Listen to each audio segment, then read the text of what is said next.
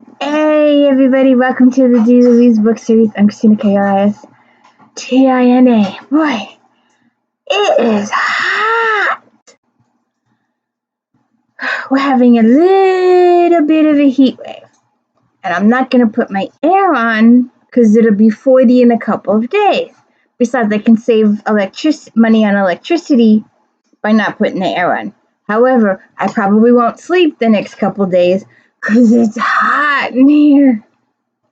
So anyways, please hit the like and subscribe. Let me know I'm doing a good job. It's just me reading books, talking books. We have started Flashback Monday, so I hope you will tune into that.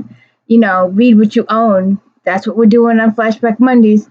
Going through all the stuff we own. But anyways, we've got the final book. Well, not final, but final for this year because this came out this year. So that means we'll have to wait till next year for the next one. I think this is 5. Don't quote me on that. I'll check it later. Book 5. Katharine Schellman, Murder at Midnight. And it was good. It had some moments with me screaming and yelling and carrying on like I was watching a TV show or one of my soap operas or something. I was screaming and yelling at the book. No, no, no, no. But again,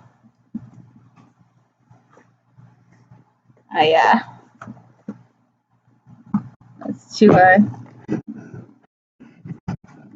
I got a present in the mail today.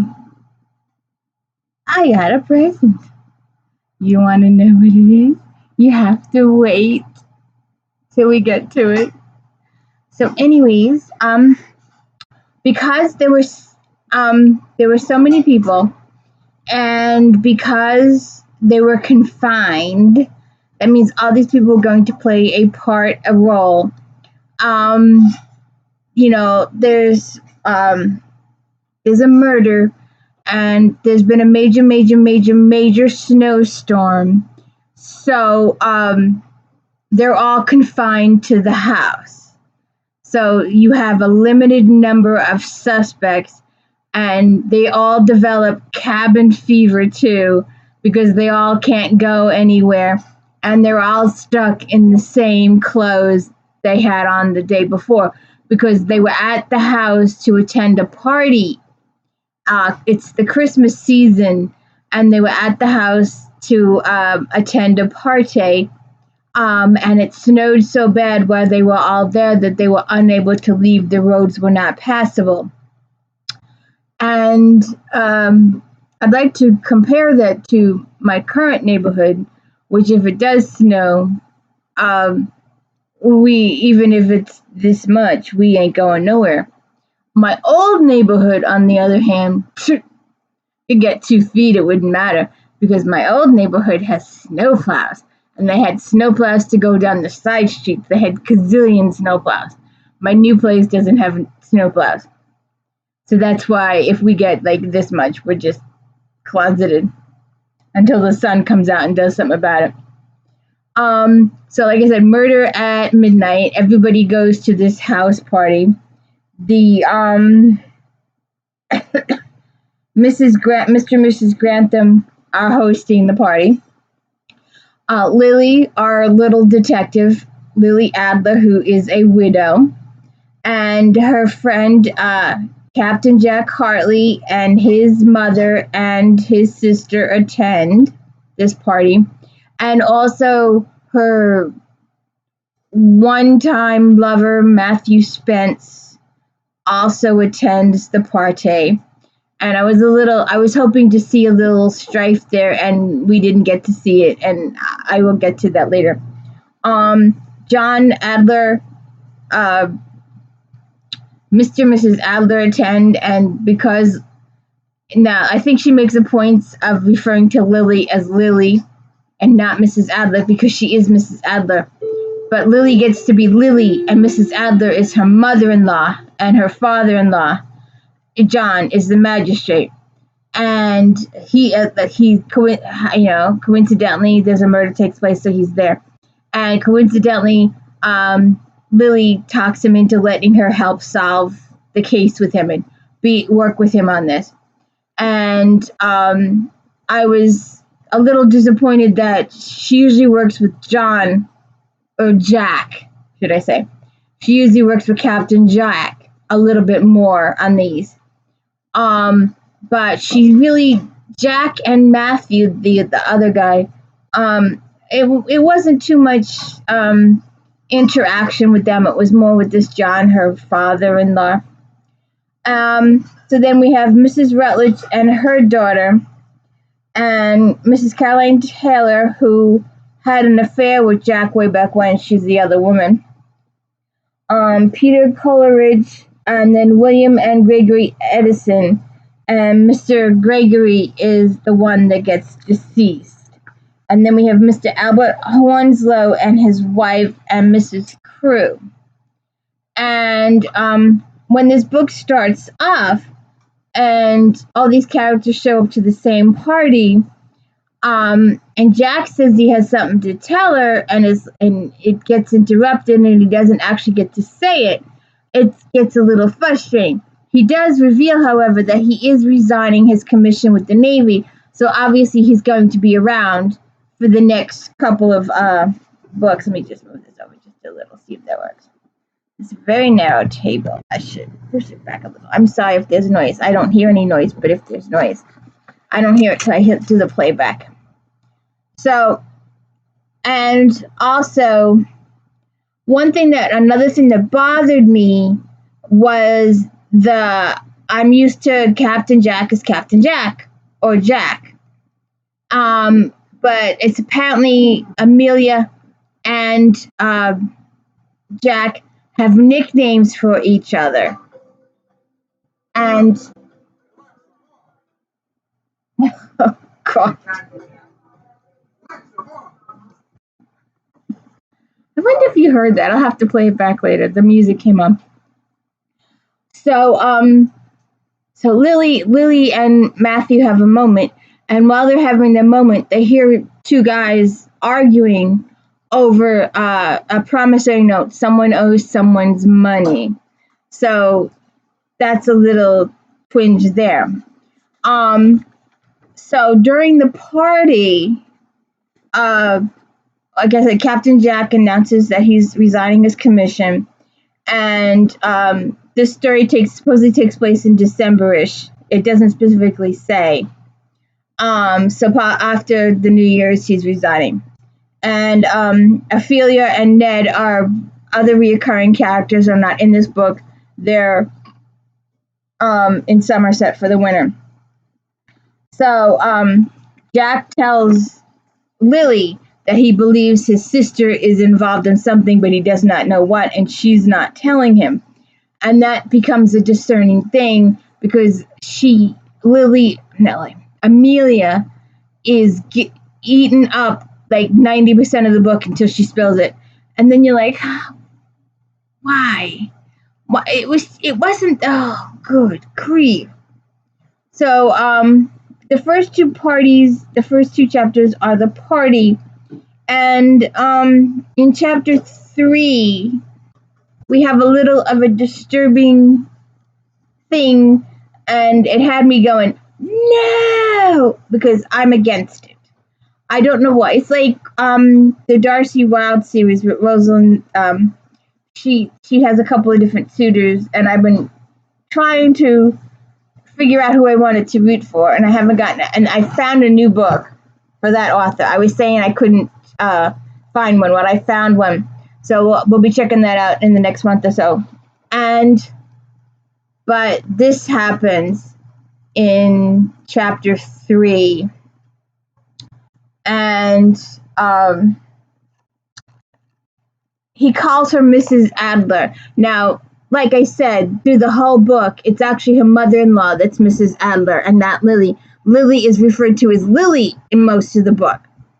So it gets a little disconcerting to get your character straight, especially when the brother and sister start talking to each other in nicknames. It just ugh. But Um, uh, Mrs. Adler, his voice grows softer. Lily, I hope you know in how many ways I've come to admire you, how I've enjoyed every moment of our time together, how very much I have come to care for you. And this is Matthew talking to Lily. She had thought he was going to suggest they resume their affair, cut short earlier that year by distance and the competing demands of their separate lives. But that was not what was about to happen at all. And I very much wish that you will do me the honor of becoming my wife. And she's like, let me think on that. So she thinks on it. The whole book I'm going, no, no, no, no, no, no, no, no, no, no, no, no. He's got kids, he's out in the country, all her murder suspects, all her sleuzing is back in London. It would change too much about the series. I didn't think about that then, but I was thinking about it now. It just occurred to me now. So I'm like, oh, good grief. Then Matt and Lily overhear the argument and between Peter Coleridge and Edison. And then the snow impedes their travel and they end up being locked up in the house. The next morning, the storm is really, really bad. Lots of wind, lots of banging, shutters banging, wind, whole 9 yards. And in the next morning, they hear a scream. And one of the maids had gone out to check on the chickens, and she discovered a dead man frozen, and he'd been shot with a gun, and he was frozen in a block of ice from the snow. So then Amelia starts acting a little weird. The magistrate, her father-in-law, John Adler, starts the investigation. The dead guy is Gregory Edison. The older Edison, the other Edison, the younger William Edison, talks to Amelia. He is demanding £50 from her to keep his silence. It is revealed that Gregory, his brother, was blackmailing Amelia. And it takes several chapters, way too long. It was very, very frustrating not to know what the situation was until like knee deep in it till the end. It was a big reveal, and it was a big reveal that felt kind of flat. There were several reveals, and there were some books where the murderer comes in and says hi, bye, situation, and then you don't see them for most of the book. And then there are other books where the murderer is a constant presence throughout the series. This was complicated. There were several different people that were prime suspects, and some of them had a high and by, and some of them were constant presence in the book. And there's a big twist at the end. It's interesting. So it was revealed that Gregory was blackmailing Amelia, and Amelia refuses 6 ways to Sunday to say the why until way too late. So they lock her in her room. She's under arrest, and Amelia is burning Gregory's letters to her, so that becomes a little more suspicious. Then Jack presses Lily, why were you and John outside the night of the party?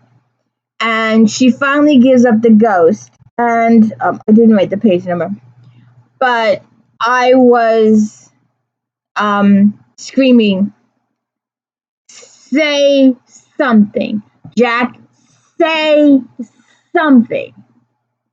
And he doesn't. She tells John that Matt proposed, and she did not give him an answer. She said she was going to think on it. And John comes. So it just drove me crazy that Jack did not come out and say he has feelings for Mrs. Adler. She's been hiding behind this whole thing that he, due to his friendship with her deceased husband, not on the availability of potential spouses. And she's put him completely on the friend shelf or the acquaintance shelf. And he has feelings, but he's not expressing them, and it's frustrating as all hell for him not to tell Lily how he feels. I hope he does at some point, because it's frustrating as all hell. It's like a soap opera. So then they tell Jack that they arrested his sister. She's confined to her room because of the circumstantial evidence they found about Gregory. They want her to confess. They want her to come clean about what happened, why he was blackmailing, and she won't. And it's really, really frustrating. It turns out there are several people in the house that are hiding secrets. Some of them are important to the storyline, and some of them are just important to the characters. They're personal pieces of information that get revealed throughout the book, and it's just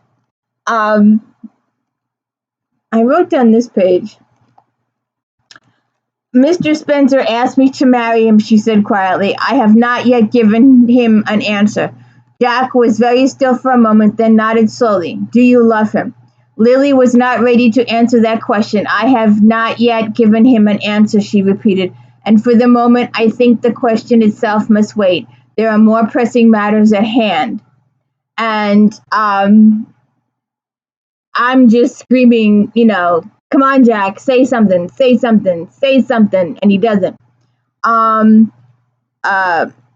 Perhaps, Jack said. He glanced behind him where Matthew still lingered at the spot where the hallway turned toward the drawing room, clearly watching them. Murder and intrigue might come first for necessary reasons, but I don't think either of you have put it from your minds.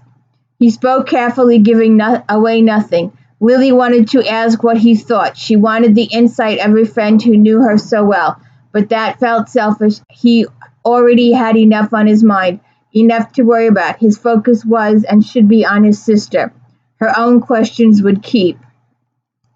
And it's just, I'm sitting there screaming and yelling and screaming and yelling. Come on, say something, and he doesn't. So they talk with the housekeeper. They search the house. They talk about finding the body. They talk to the staff. They revealed that Mr. Edison was having financial problems. He owed money to several people. He had creditors. Then a secondary incident is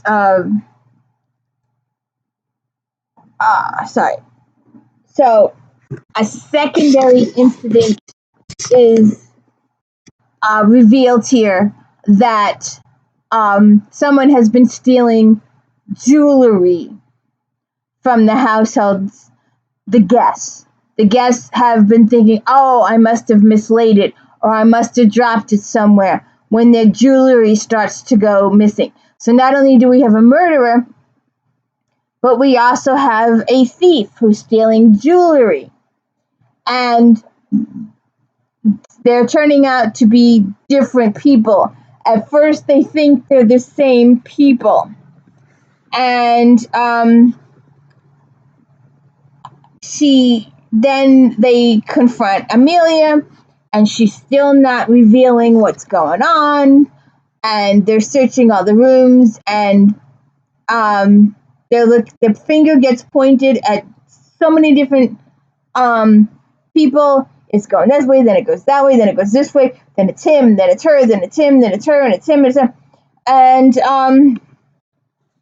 they catch Peter Coolidge burning promissory note from Gregory, so that's a little bit disturbing. They question him on it, and then he's got another one with the other brother, and he's like, oh, well, if you're feeling bad for the family and you're burning the one note, why are you keeping the second note?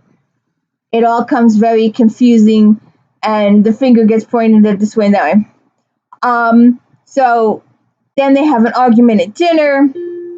And remember, these people were all stuck there in a snowstorm. So changing of clothing is not really, they end up all wearing the same stuff. So the tensions are high. We get in the mob mentality. We have a little bit of that, one guy gets going and the rest of them follow. I have an article I could show you or talk to you about from 1877. This woman, due to hearsay, due to false testimony, was accused of murdering her husband. And it was 1877, and it was here locally. And I've got the newspaper articles. It's really interesting reading. I have compiled and transcribed 29 genealogical books. Probably you will never see them unless you're on like the 5 or 6 libraries that bought them 10 years ago. But anyways, so I also indexed the local newspaper at that juncture, but sticking with the local people, not sticking with world stuff. And so this article was in there about this woman. The mob decided she was guilty and they were going to hang her for killing her husband. And they had all this testimony, obviously all made up and conjecture, and people, started to believe their own stories. And just before she was going to be hanged, the husband showed up. He had been house hunting in another state, and he was coming back to get his family to move them to the new location. So he was fine. He wasn't even home. And he goes, well, thank you for feeding my family while I was absent, because the family was in jail. So then there are fingers pointed this way and that way. And I'm thinking, they find a threatening letter accusing Amelia.